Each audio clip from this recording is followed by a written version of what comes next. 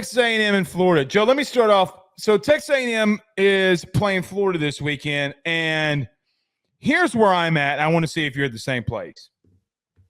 I have no idea. I have zero clue on how this game's going to play out. Now, I have some opinions and some thoughts. Would you like to hear one of them? Of course. DJ Lagway. Billy Napier came out this week and said that he's going to play both him and Mertz. And I understand that they played Samford last week. It could have been Rudy Putek, Dookie Water State. I don't care. The kid went 18 of 25 for 456 yards and 3 touchdowns through the air. Montrell Johnson had a really good game. I thought their offensive line played pretty well. Their defense looked good. Eugene Wilson III had 441 receiving yards and a touchdown. And I look at A&M. Connor Weidman got back on track. They ran the football at a high clip. Joe, why do I want to say that if Lagway gets in this game and has the performance we think he could, that this could be an advantage for them? The only thing that I worry about is, man, how is Lagway, like that D-line and Elko confusing a young quarterback? I think that there's so many storylines in this game of how it could play out that I just don't know because there are too many storylines on how it plays out. Yeah, Lagway, the plays that he made, it wasn't just the stats. I mean, there were some insane throws that he made, and we start to really realize why he was as highly touted as he was. Mm-hmm. I hate this bit. I absolutely hate when teams choose to do the whole, well, we've got this young quarterback who's promising, and we don't want to make the starter feel bad, so we're just going to rotate him. That's my reasoning why I lean A&M in this situation. I think that Lagway is going to play well, but when you can't get into an offensive rhythm at quarterback and guys are coming in and out, I think back to when Notre Dame had Malik Zaire and Deshaun Kaiser. And it was so confusing, and their offense was constantly fluttering because they could not get into a rhythm with one guy. And it's the same situation here. If you have 2 quarterbacks, you don't have one. Pick one and go with it. I'd rather they go with Lagway, like I've said before, and I think that is going to hurt Florida's offense. And I also think the biggest... You think if they go with Lagway, it hurts their offense, you said? No, I think that their offense is getting hurt by the fact that they're rotating them. I think it's going to hurt them in this game. I think that is one of the biggest fallacies that coaches create for themselves, thinking that they can play 2 quarterbacks. It almost never works. There's exceptions. There's exceptions. I mean, you had a national title team a couple of years ago that got, Anyway, I don't disagree with that. But, Joe, what do you do? Like look, Lagway. Nothing to lose. Let me tell you, no, there's a lot to lose. This is a must-win for Billy. Billy's got to win this football game.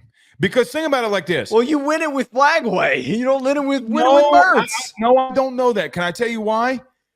Mike Elko's going to – when Lagway's in there, and let's say they get in critical third down situations, Mike Elko's going to throw that kid so many different things. His head's going to be spinning like a Coke bottle top. And Joe, that in and of itself worries me, would worry me for the confidence of a young quarterback. I do think, and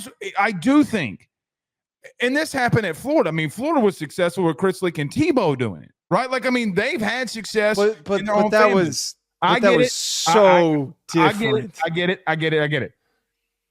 I would be terrified. And I am terrified for DJ Lagway because I think Elko's that guy that can scheme things up on him.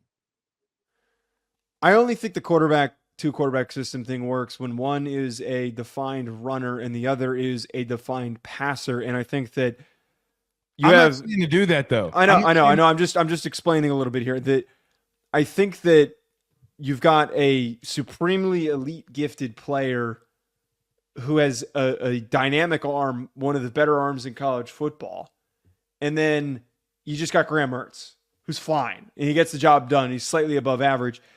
I think also another big thing for me, the way that Miami's defensive line was able to get after Florida, I think that kind of shows me Texas A&M is going to have a really pretty easy day getting after whoever's at quarterback. I think they're going to generate a ton of pressures. Here's the thing about A&M, though, that I would say. Their D-line got after, Notre Dame. and getting out the passer. Didn't have a sack.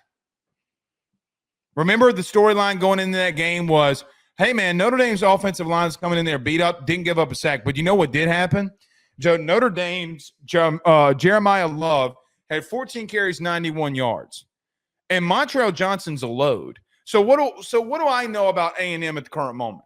I know that they can get after the passer. I know that they do have really good defensive linemen. I know that Nick Scourton's really good. I know they got the Shamar twins. I know they're not twins A&M fans. I'm just saying that. But they didn't get a sack against a team that started a true freshman at left tackle who wasn't ready for this situation. And I know that you had Jeremiah Love, who's a really good back, will kind of go off on you to some extent. I get that was game one in a Mike Elko regime, but that's exactly what Billy wants to do. And Joe, I use this analogy all the time on AYS. I'll bring it up to you. You might push back on me here. I don't like when teams and coaches are pit bulls in a corner in must-win situations. I know you're going to make me do pick'ems. I know you're going to make me do pick'ems this week. I have no clue. I might pick the home team, whoever the home team is. Okay, I have no idea who matches up better against anything in this. The only thing that I would say to your point that I agree with is the consistency and sustainability of Connor Weigman.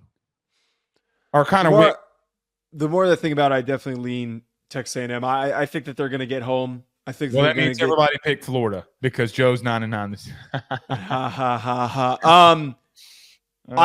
To just bring up that point you said, pit bull backed in the corner. This isn't a pit bull. This is a Chihuahua, man. They were backed in the corner against Miami. Don't ever talk about Billy Napier buzz cut like that again. They got punched in the mouth by Miami, and they just immediately folded. For all we know, the Miami is a national title contender. I know, I get that, but my point is I don't see this as they had after one game, they showed me that this is not a team that responds well to getting punched in the throat.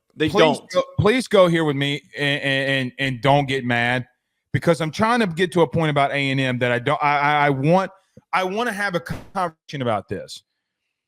I get it was game one under Mike Elko. I get that. So I understand this point.